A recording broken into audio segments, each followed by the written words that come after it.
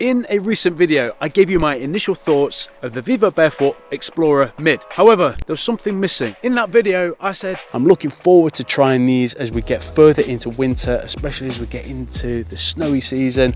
And guess what? Nature has provided the optimum opportunity to test that out. So here I am in Narnia to give you my continued thoughts on the Vivobarefoot Explorer Mid.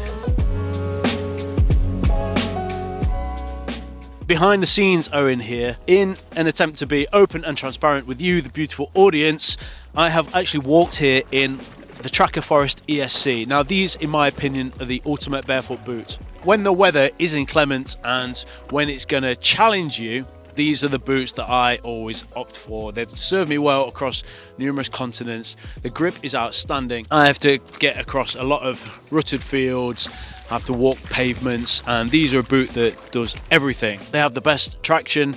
I like the fact that when I'm in snow, they have a nice high cut to stop my feet getting wet. So they've been ideal to get me to this location. Now I want to show the Explorer Mid in their best light, so I've carried them here, but I'm going to be giving them a thorough test through the snow. So it's just to show you that, yes, I have numerous boots at my disposal and I can choose to pick a boot for the condition that I'm in. As I mentioned in a previous video, the Tracker Forest ESC are the ultimate barefoot expression of a boot. And I think if I was to only pick one barefoot boot, it would be the Tracker Forest ESC. To me, they are the best. After my cold dip the other day, I gave the Explorer Mids a good clean. I'm going to be giving them a good testing across these snowy, rutted fields. If you see me doing some like weird hover thing, it's because I don't want to get a wet bum sat on this bench. So yes, I could have worn the Explorer Mids on the way here. I definitely think it is possible, but because I have to go through streets, fields, streams, all of that, it's just a little bit nicer if I get here and they look good. Perfectly possible to wear them. I understand that. If you've got access to other boots, then why not use them? Oh, access, super easy.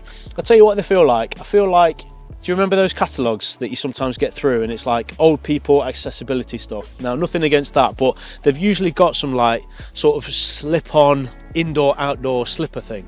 And that's exactly what they feel like. I love the fact that there's no laces because it's about 1 degree, if that.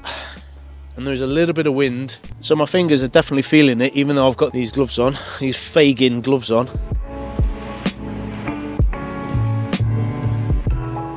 But access, look at that. Straight on, mate, no drama. But that's where the difference is. Between that sole, that's the main reason I came in the Tracker Forest ESC. The sole is a lot more aggressive. So how do they perform in the snow? Pretty good, actually. They are really warm. I can definitely feel that Primaloft or whatever their composition is. Really, really nice. Really, really comfortable.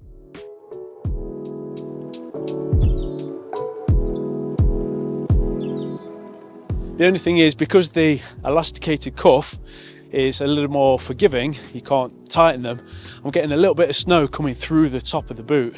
They're not the tightest elastication because there is going to be a trade-off, isn't there, between putting a boot on and then having something that's easily accessible, but then you don't want it too tight. So yes, I am feeling a little bit of wetness as the snow is coming up over the top. Like if I'm stood in the deep bit here, you can see that it's just started to poke through, and obviously there's a bit of movement in the boot, but I don't feel like that's the end of the world. They're not meant to be like a neoprene bootie. They're designed to keep you warm, easily accessible. So let's be honest, are these a boot that are designed to be coming out in beyond ankle deep snow? I'm not entirely sure that was part of the design brief, but wearing them in the snow is really nice, really warm, really comfortable.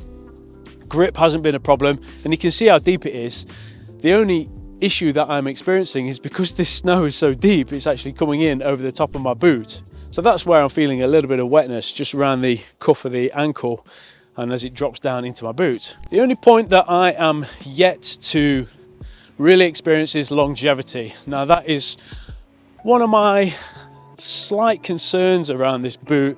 Because they're a textile, they have to be impregnated with water resistance. You have to update their water resistance with a aqua proofing or liquid proofing spray. As a rule, I do prefer a leather boot because I feel the innate properties of leather are a little bit more rejuvenating. I think even without treatment, they retain a water resistance. However, if you're interested in this boot, or you feel like you have a use case for it, really nice and toasty.